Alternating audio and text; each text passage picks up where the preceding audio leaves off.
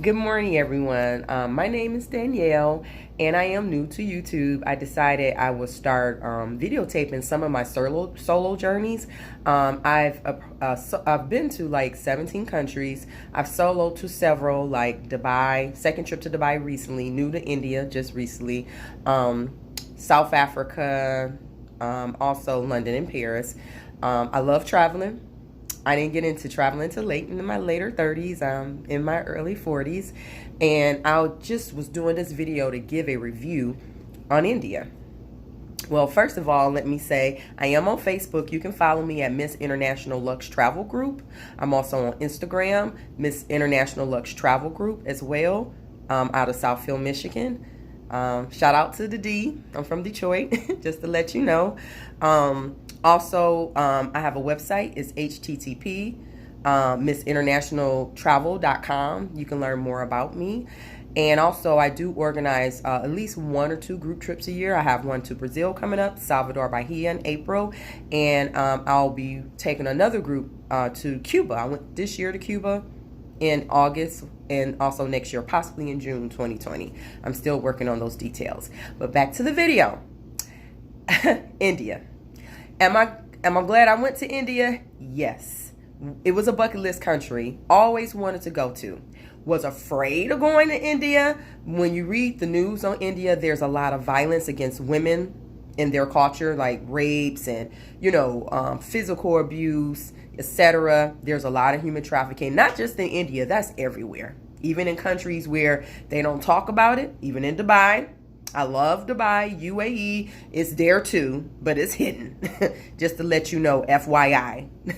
But just reading the news about it, just about India, a lot of people, even I'm on a group on Facebook, someone had posed that question, and these women been in way more countries I've been. I've only been to, I think, 17. It's either between 16 and 17. I sit down and count it now. But they been many countries, 50, 60 countries, but a lot of them were afraid to go to India, especially as a female and also as a black traveler. Did I prepare for it? Yes. Was I free nilly like I was because I went to Dubai first for several days, re-soloed through Dubai, doing, seeing some different places I didn't see on my first trip, on the metro. I was real free traveling around there. India, no, I wasn't free nilly like that. I had tour guides, organized tours. I did have one day I was free nilly, but I didn't get on a public transportation just for safety. They do have like a metro or sub there in New Delhi. That's the first city I stopped through from leaving Dubai, UAE. And also I was very careful what type of taxis I took, because you have Uber. They have Uber over there. They have a lot of local black taxis, and just reading, I just stuck to the taxis where the bed and breakfast where I stayed at. Shout out to Hiatus Homestay. Bed and breakfast I use their sources, because as a single traveler, you want to be careful. You don't want to put yourself at any type of, danger. But anyway, India was a very eye-opening experience for me. This was my first time solo traveling through Asia, because I've been through Europe solo traveling. I've been to Africa at least twice, once on my own solo traveling, once with a group, once on my own, but 5 trips overall to Mama Africa. So I was nervous, because it's different culture and just what you read. I did have one small incident when I first got there. Someone was trying to scam me. Hey, I'm from the D, and I work health and human services over 17 years. So game, no game. I knew it was a scam. And I'll just tell you briefly what happened. The host where I was at the bed and breakfast, they were late picking me up from the airport. So I do travel with my phone on Wi-Fi mode. On airplane mode, to not incur the charges. But I have Verizon Wireless, and I always let them know when I'm traveling, because you can get that $10 travel pass per day for 24 hours. So in case if I do need to dial out when I'm solo traveling, I will put on the phone, and it's just $10 a day without, additional roaming. So they were late, probably about 30 minutes late. And so I was calling to see what happened. because I was considering taking a local taxi, but I was trying to figure out, okay, which one I'm gonna take, because the men were very aggressive because they saw me. I was the only on my flight. A matter of fact, it was only four other minority travelers I saw, and they were African. And I went up and said, "Hey, how are you doing?" We were at the airport at Dubai, and they were traveling for medical reasons. One of the ladies said, "Really nice, East African."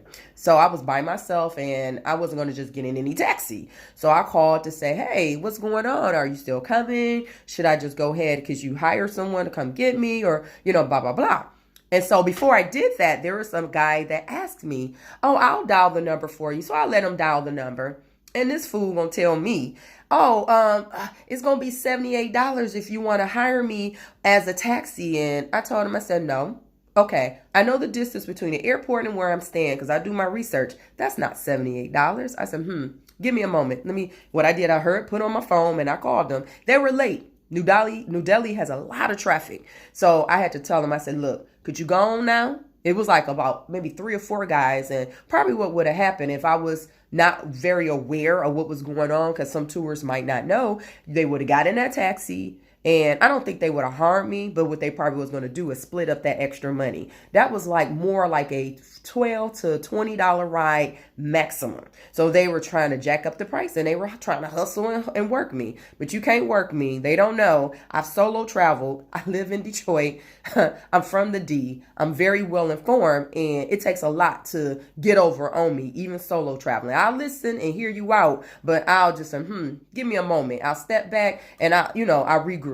Or sometimes I don't even because they were trying to get in my personal space too close to me, and I had to back them up even when I was talking to them. I said, "Wait a minute, I like to keep a distance, because when you let people get close to you, things can happen." But after that, I got to New Delhi, and I was tired. I actually missed my belly dance Bollywood class I organized because of the 9.5 time difference from Detroit to there, and in Dubai it was 8, so it was an extra hour and a half. I crashed. So I did have one day I was free, and I just altered my schedule. I WhatsApp the people and let them know, like, "Look, can I do Monday instead?" Got in kind of late, was tired, jet lag, etc. So far as in traveling throughout India, did anyone try to harm me? No. People stared at me, I tell you. If looks could kill, they would have killed this sister. They were staring hard. Only thing I say, I never had any man, because there was a lot of men, people just living their lives, doing whatever they do, working, riding the rickshaws in the street. Because when I did wander off or go out, side in the area, I was in the Rohini area, which is like kind of like about 35-40 minutes outside of New Delhi, central New Delhi. People were staring because I was the only sister, a black person, walking in that area. I actually looked at some clothing shops, and I was going to actually get me some food because I was hungry. And so they looked at me, but they never came and touched me. Of course, they were conversating in Hindi and other languages. And some people actually spoke English. They was like, "Hi, African girl." They were trying to figure out where was I from, but they never came and touched me. So I didn't feel like, oh my God, let me hurry up and turn around and go back to where I was staying in Rohini. I ventured out for about maybe 3-4 hours that Friday, then that evening. And actually what happened, it's a blessing in disguise. My feet and legs, they were hurting, because I did a lot of walking in Dubai. I had a great trip in Dubai, actually, in Abu Dhabi, but I kind of overdid it. I'm down 100 pounds, so I have all this energy. I'm trying to see all I can see in this short trip. And so it was probably good I didn't do that belly dance class, because I don't know how I was going to be able to stand up and shake it and, rotate it, because I love dance. I love African dance, merengue, salsa, reggaeton. I like belly dance. I haven't taken a belly dance class in maybe over a year or two, but I was ready. I had my belt, had my outfit and everything ready to take the class, but was my body ready? No, I actually needed to break. And remember, I am on vacation. I am one of them people, I like to overdo it, see too much. So I stumbled upon a place. It was actually down the street, and I just walked in there, and it was a massage. It said spa. Said spa on the outside. So they did manicures, pedicures, and they actually did massages, body massages. You can get arms only, legs, feet, or the whole body. And so I talked to the owner. And she was really, really nice. And the ladies there, I felt a good vibe when I stepped in, and they told me 500 rupees, which is like about $6.77. And I was like, really? Oh, okay. I told her, well, I'll come back because I was first wanted to find something to eat. And I told her I'll be back in maybe an hour or so, because I wanted to think about it. But I ended up turning around 20 minutes later. I went back in here after I went and got some water and some snacks. And they took care of me, okay? They gave me one of the best massages that I've had in my life. And they were really nice, the owner. Shout out to Hamira. We chat now on WhatsApp and IMO. And she's in Rohini. If you ever do solo travel, look her up. I'll have to put the name of her spa. I mean, she has all kind of services. All I wanted was massage. That's all I needed. I needed my body touched on, worked on, and they gave me a good massage. It was probably about 15 to 25 minutes, but my legs felt better. My feet felt better. And too, I developed a bond or a friendship. We talked. She had, when it got me tea, and actually she prepared it. And first, I think she used their water. I was like, oh no, I can't have that. You got to redo that with bottled water. Then she did the tea. She put their milk in, due to their stuff not being pasteurized like the US. She had to pour that out and redo the tea again with the bottled water minus the milk. And she did use a honey or sweetener. It was some kind of black tea. It was really, really good. And she had some snacks, and we talked, and we just talked about stereotypes of, how people feel about Indian people. And even she was saying that, I was the second, I think, black she's ever had to come in her shop for services. And she's into makeup and fashion, and she does like makeup for Indian weddings, and like I said, all kind of spa treatments, facials and all kinds of things at her place. And so we got to talking, and she follows a lot of like bloggers, Black, American, and she's a really nice lady. She did invite me to do some things, but I had such a strict schedule where a Monday I was supposed to double back there to do some things for her, but I never did make it back.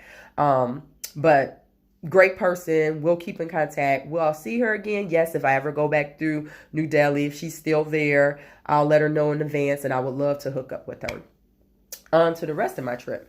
Rishikesh, nice hidden secret in India, okay? Nice hidden secret. Most people go to New Delhi. They do Agra, Taj Mahal, which I did, I always wanted to see the great Taj Mahal, and it is absolutely beautiful. But Rishikesh, I stumbled upon because in early November, there was a big pollution problem in India. I came very, very close to canceling my trip. I started researching Egypt, Thailand. For some reason, my spirit didn't want to do Thailand, and it wasn't convenient, the hours from traveling from Dubai either, and the price wasn't nice either. It was kind of pricey. So I was looking at Egypt to go back into Africa. I love Africa. So Egypt would have been it. But something told me, I prayed over it. I just kept monitoring the news, and people were actually wearing masks, like air pollution masks. I don't have one near me because I actually purchased an air pollution mask, and I had just regular masks I got from the travel clinic, 2 per day in case I had to roll like that when I was in New Delhi, because I didn't know if the pollution was going to be better. And I reached out to all my guides, even where I stayed, like, look, is this true? What's coming in from CNN on the news? And even one of my good friends, she knew I was going to India. She was blowing me up with the text messages and the stories before I saw it, the day before I saw it. And even like one Sunday about a month ago, they canceled flights into New Delhi. Kids were out of school for 3 days. It was real bad, the pollution, because, they burn their crops in India. They don't have a recycling like here in the U.S., unfortunately. And also they had Diwali. It's like a festival that they have, cultural festival too. And that added to some of the pollution problems in New Delhi and Agra. And even at the Taj Mahal, they brought in an air filter I had read online. I mean, I really was like, whoa, can I really do this? I tweaked my schedule. I was supposed to be in New Delhi like more like 3 days, 1 day Agra. I was debating Jaipur, the pink city. Wasn't really on my list to see, but I was thinking of going there. But even there, it was just the same problem. So, like I said, I prayed on it, did my research, did get extra immunization. Like I got polio, Hep A, like some of the recommended, not suggested.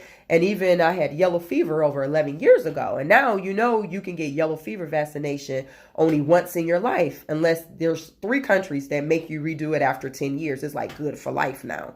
So I was contemplating on re-getting that too, due to the situation. And I'm never really like overcautious like that. But, with this situation, you want to be guarded. So I was researching like what other place can I go from New Delhi that's like very clean air, beautiful, scenic, but I can get a different Indian experience. So I researched and researched. I stumbled upon Rishikesh. Rishikesh, 6 hours from New Delhi. That's a hike. The prices weren't nice or kind on a solo traveler trying to go. So I ended up pretty much doing it was like a day trip up there pretty much and back. But it was almost like we were gone. We might as well stay the night because it was almost near 22, 23 hours I was gone. And the people where I stayed at the bed and breakfast, they were blowing my phone up because they thought something happened to me. And I should have used my guide phone to reach out to them and let them know, look, I'm coming back late. And that's what I did for the rest of the tours because they were like frightened. And they were very hospitable with all their guests and, very nice. And that's what I did for the other 2 tours when I lagged behind a couple hours being late coming back. But Rishikesh, you must visit. If you're a person that like vegan food, you like serenity, you like mountain views, you like crisp air, you're a person into yoga, meditation, Bikram yoga, holistic living, you will love Rishikesh. Rishikesh, the people were even different. When I was in India, when I was in New Delhi and Agra, they'd be like this. I'll be just walking with my guide, say at the Taj Mahal. I'll look around and people looking at me like, groups of people. They were looking at me like, wow. And I asked, shout out to Shazam. That was my tour guide. I said, why are they staring at me like that? He said, you're pretty. And he said, some people came up to me and was like, oh, look at her hair. Her hair is gorgeous. It's old now. It's time for me to take my flat twist down. But from the back, it's doing something different than the front. And he said they were amazed by my hair, my beauty. And also I had prepped myself where I always dress cultural. I'm a cultural sister anyway. I love African clothes and I dress bohemian. I have my own swag and my own style. So I was pretty much floating through India with Indian cultural clothing. And so they were fascinated by what I had on. And of course I had African earrings to match up with my Indian clothing and my makeup was on point. So he said they were really just fascinated with me. And he said, I admit we don't get a lot of foreigners, especially blacks. And, that's what was going on. And so once he told me that, I was like, okay, these stairs ain't nothing. And I took lots of pictures with people. And instead of getting upset, because I kind of did have an inner attitude at first, I had to think about it. I said, well, I've been in health and human services 17 years, worked with different cultures. I'm always educating on my job. I said, you know what, Danielle, you're going to be an educating sister. Since you probably the first black they ever encounter, show them something different. Because I had some questions about reality TV. 1 or 2 people asked me, do all black women act like that? And I said, no, that's entertainment. Them people getting paid. And some of them people are not actually as hood and ghetto as they present because they trying to keep their check to be on TV. So I had some interesting dialogues with some women who asked questions and they weren't offensive, but they just wanted to know. And I took quite a few pictures at Taj Mahal with women and families. And it got to the point by time we stayed there for a while, like we were almost there because you have a time limit at Taj Mahal. And if you overstay, I think it's 500 rupees. I can't remember. It was like 300 to 500 rupees or something I would have had to pay over for my guide and I if I overwent the time there. So we got very close where I was about to have to overpay because I was just all with the structure of the Taj Mahal. I couldn't believe that Shah Jahan built this beautiful structure for Mumtaz, but she did have many children. I think it was 13 or 14 and she died in childbirth. And she was one of his many wives. So I always wanted to see the structure. It's absolutely beautiful. But also I got sidetracked because I did have a lot of people coming up to me. I was like famous. I felt like Halle Berry African. People were calling me African Queen, Nubian Princess.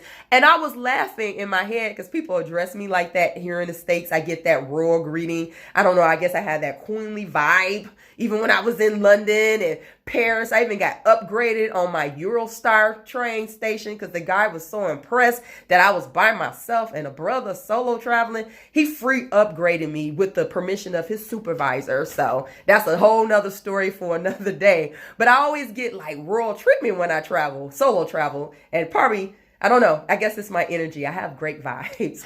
But I got sidetracked with all the people coming up to me, and I'm up here educating that was a long visit to Taj Mahal. And also, actually, my tour guide, we were late coming back almost 3 hours to New Delhi because of that. And they took me by the textile market because I was trying to find this outfit that I left at, what was that called? Global Village. And the only reason I didn't buy the outfit, I literally was leaving Global Village at 10 at night, getting the metro back to the bus. And actually, I had to take a cab when I got back to the metro because I ran out of time. My flight was leaving at 4 a.m. and this was like almost midnight, okay? This sister pretty much went to the wire in Dubai getting to India. So the guy didn't have enough time to tailor the outfit because my waistline is tiny and I couldn't, and the skirt was way too big. He was going to cut down the skirt and he needed 2 hours and I ran out of time. So here I am in India trying to find this outfit. I did find the exact same outfit, but something as close as I found it in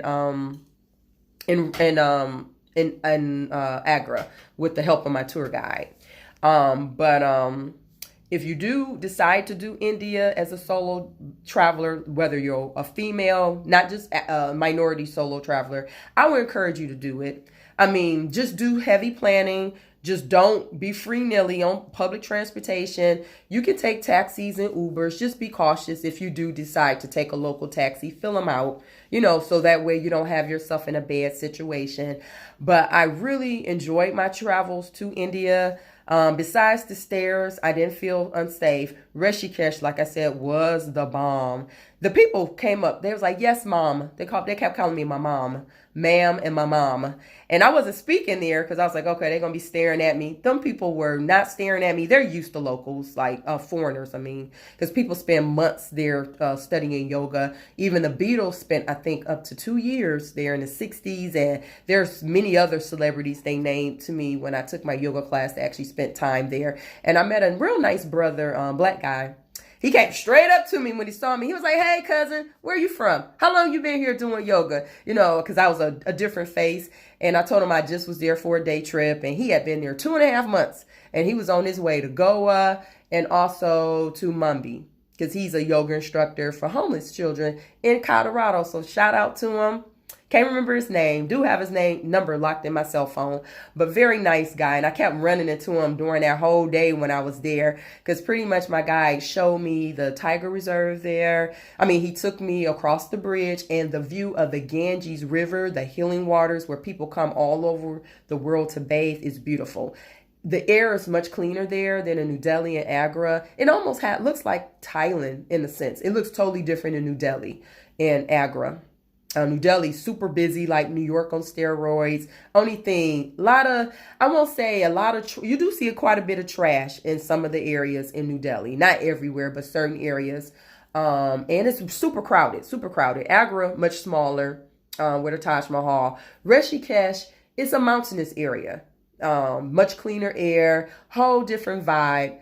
I could probably spend 2 or 3 weeks there, to be honest, if I had time off my job in Rishikesh. Probably by myself. If I ever go back, I could solo or maybe consider bringing a group trip if I have enough people that's interested in going. And, we can take yoga. We can relax. They have a beautiful beach. The Ganges beach is absolutely beautiful. It's super crowded during the day. I was there at night. I got a chance to.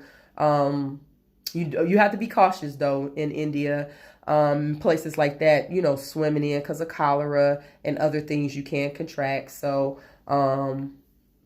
I dipped my feet in the water. I'm not going to lie.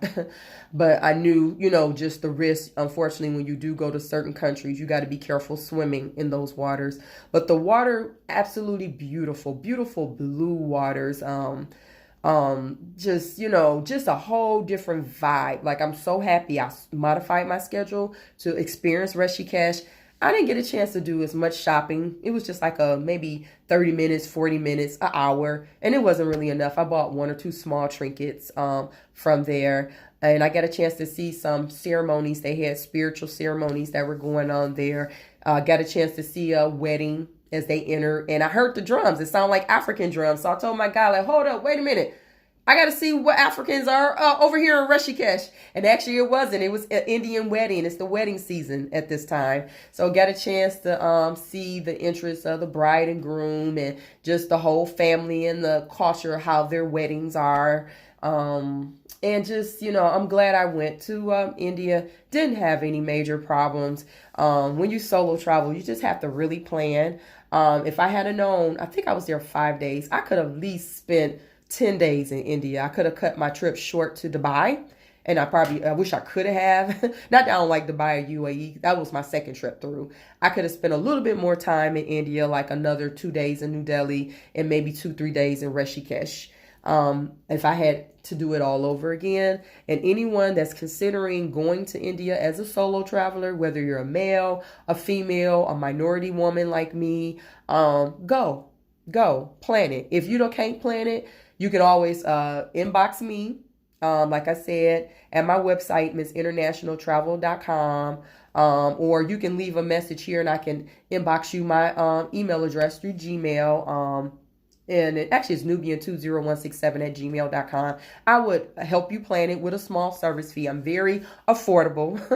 Or, if you can use some other agents who have similar services that will help you, or go with travel groups. Like I sponsor travel groups for solo travelers if you're really nervous and can't really do the solo thing, where you need company, you can go with them, as well. But go to India. Don't be afraid. I'm glad I didn't listen to them naysayers and people discouraging me. My mom was very supportive, even though she can be apprehensive. She was like, okay, you've been to Kenya, you've been to Africa, South Africa, you came back in one piece. She was like, oh, my baby, you'll be back with no problem. Because she knows I'm a very ultra planner and I didn't have any problems. If you can bear the stares, because you're going to be looked at, and you might get some questions. If you're a person that don't like talking or people approaching you, just keep them at bay with your, guide. But I love people. I love learning, talking to people of different cultures. And they feel my energy for some reason.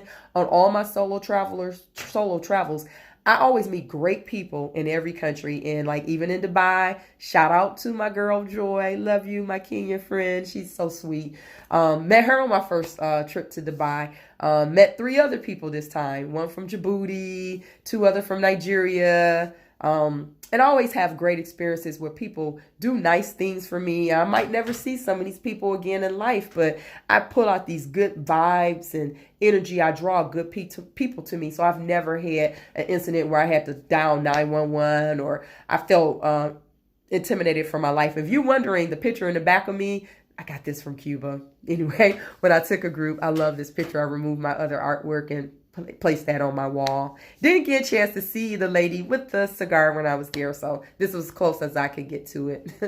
But I'm gonna go ahead and end this video. I hope I wasn't too lengthy. The next ones I'll make much shorter. I'm sorry. I know I'm blabbering on, but I just want people to know, going through at least India, I haven't been through other Asian countries. It's not as bad as you read. But you do have to do safety precautions. Don't be free-nilly on public transportation by yourself, being out extremely late on your own by yourself. Pick wisely where you stay and have good communication to the, if you do a bed and breakfast like I did. I had a hotel at first, but I felt kind of nervous on the hotel. I wanted something more intimate, and I researched something where solo travelers tend to stay, in India, and I stumbled upon 4 or 5 different places. But for some reason, this one was further out than some of the other ones, but the reviews were so good, and it was like from solo travelers. I was like, okay, let me stay here. My spirit led me there.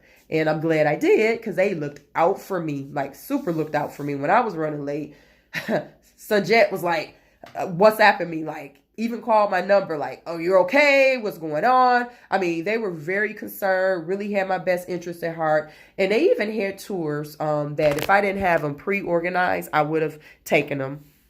And in the future, if I go back there, I would use their services for Rishikesh for my second time going back. But Happy holidays, everyone. If you celebrate Christmas, Kwanzaa, Hanukkah, whatever you celebrate. Some people don't believe in, the Christmas thing either. Shout out to you too. Enjoy the rest of the year, and may you have great blessings coming up in 2020. Goodbye. Peace and blessings.